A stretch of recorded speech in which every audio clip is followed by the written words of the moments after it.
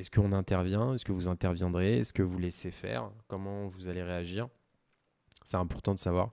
Moi, personnellement, je vois une scène comme ça devant moi. Pour ceux qui me connaissent, qui voient mon activité, vous savez que je suis un nerveux. Je me contiens pas. Il finit à l'hôpital. Clairement, c'est pas mon humanisme qui rentre en jeu. C'est juste qu'en fait, j'ai pas grandi comme ça. J'ai grandi dans un pays euh, bon, qui est français, où j'ai appris la liberté, l'égalité, la fraternité. Maintenant, on a grandi avec aussi de la discrimination, mais c'est pas sans faire. Je l'ai pas forcément aujourd'hui. J'en ai pas, j'en suis pas mort. J'en ai pas, j'ai pas créé des mal-être en moi. Au contraire, ça a fait une force. Mon multiculturalisme en a fait une force. Donc voilà, moi je pense qu'il faut commencer à revoir les comportements quelquefois de certaines personnes en Tunisie. Par des migrants vis-à-vis de la population tunisienne quand ce ne sont pas des actes qui sont commis entre migrants. Bien sûr. Et dans En beaucoup de France, régions, et en on en France voit. aussi. Alors, il y a Rayed Chabi, je rappelle que vous êtes président de l'association entre l'amitié, la France et la Tunisie. Quels sont les rapports entre les deux chefs d'État? Entre le chef d'État tunisien et Emmanuel Macron? Pas assez riche à mon goût. C'est-à-dire?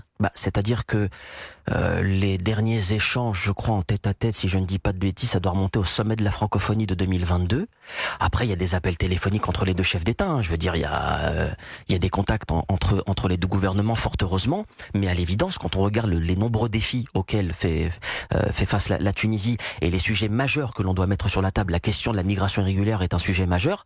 Je regrette qu'il n'y ait pas de contact direct entre les deux chefs d'État parce que l'accord de 2008, je vous ai dit, il doit être révisé pour le mettre au goût du jour, pour le mettre, je dirais, dans le sens de l'histoire et le mettre d'actualité au regard de la situation migratoire en Tunisie. Mais ça ne peut être fait qu'au niveau des chefs d'État. Il y a un mois, le ministre de l'Intérieur, le ministre d'État a reçu son homologue tunisien. Ça a été une rencontre de courtoisie, une rencontre diplomatique de courtoisie, mais en réalité, ce problème ne peut se régler qu'au niveau des chefs d'État. Et je souhaite qu'il se règle au niveau des chefs d'État. N'hésitez pas à nous appeler sur Europe 1 01. Ouais, alors là, il dit vraiment une chose bon, que moi-même j'ai aussi constaté sur ces dernières années. Ouais, c'est vrai qu'il n'y a pas de relation. Alors après, il faut savoir une chose, c'est que moi, bon, bah, j'ai des contacts assez haut placés aussi des deux côtés, donc que ce soit du côté tunisien, mais du côté aussi français. Il faut savoir une chose, en réalité, aujourd'hui, la France, la Tunisie, ça l'intéresse plus. C'est ça la vérité. Parce qu'aujourd'hui,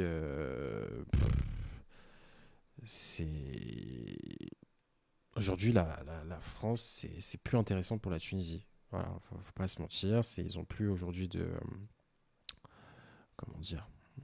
Attendez, ils ont plus aujourd'hui d'attachement pour ça. Maintenant, puisqu'ils ont plus finalement, ils ont pas finalement de comment dire.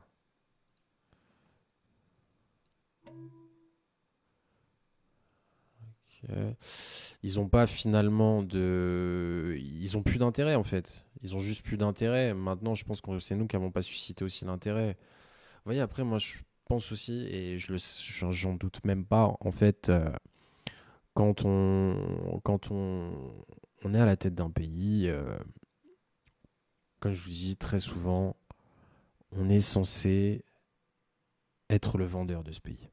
On est le VRP. T'es président, t'es VRP, tu représentes le pays, tu dois le vendre. Quand tu es un pays comme l'Algérie, la Tunisie, l'Algérie peuvent dire ce qu'ils veulent. Aujourd'hui, le constat fait que ils ont déjà du PIB, ils ont des ressources naturelles qui font qu'ils exportent. Même si c'est bénéfique au gouvernement, c'est pas réellement lui qui gère. Ça va être les grosses entreprises nationales qui vont gérer, qui vont générer du chiffre d'affaires.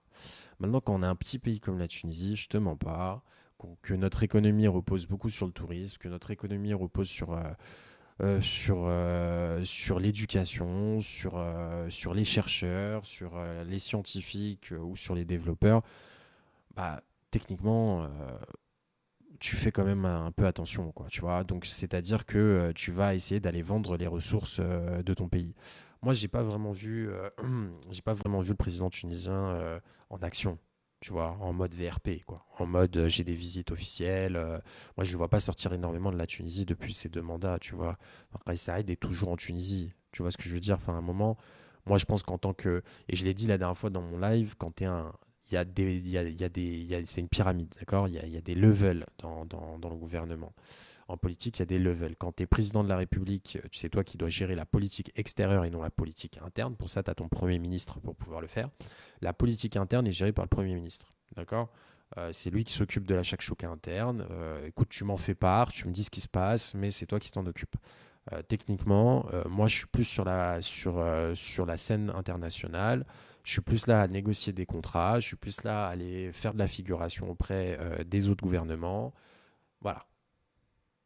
Mais là, vous avez clairement deux présidents, qui sont algériens et tunisiens, qui sont enfermés dans leur maison. C'est des retraités, les mecs. Et je l'ai toujours dit. C'est-à-dire qu'aujourd'hui, ils ne peuvent pas prétendre pouvoir aller faire de la figuration sur la scène internationale puisqu'ils n'intéressent plus personne. C'est ça, c'est qu'ils n'intéressent plus personne. Il faut comprendre dans quel jeu, dans quel cours on joue. Je vous ai dit, la politique d'aujourd'hui n'est plus la politique d'hier. Les gars qui sont en politique aujourd'hui, c'est des cow-boys. C'est des Trump, c'est des Emmanuel Macron, c'est des gars qui ont des successmen full. Ils sont pas là pour blaguer. Ils ont des objectifs, ils ont des développements personnels qui sont poussés à un tel niveau que pour eux, aujourd'hui, si tu n'arrives pas à leur niveau, tu n'arrives pas à communiquer avec eux, ils n'ont pas un minimum d'estime pour toi, la communication sera très dure avec ces mecs-là. Tout est une question d'estime. Mais comment tu vas avoir de l'estime de quelqu'un, je sais pas, qui inspire pas en fait? Tu vois ce que je veux dire? À un moment, je pense que quand tu es représentant politique, tu dois énormément inspirer les gens.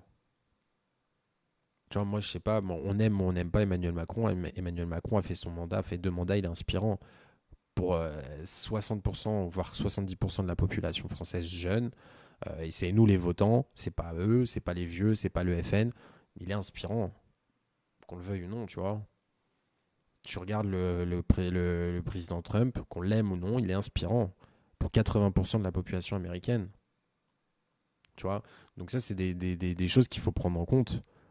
Aujourd'hui, moi, le soutien, et je le dis, et je l'ai toujours dit, moi, le soutien aujourd'hui du président actuel, Kais Saied, c'est pas forcément un soutien de personnes cultivées. C'est des gars de café qui ont peut-être jamais mis le pied dehors, qui savent pas comment ça se passe sur la politique internationale, qui n'ont pas de connaissances forcément politiques, qui n'ont pas de connaissances en économie. Vous allez, moi, mon réseau personnel, c'est des chefs d'entreprise, c'est des gens, des chercheurs, des scientifiques, des représentants politiques pour certains ou des chefs d'entreprise.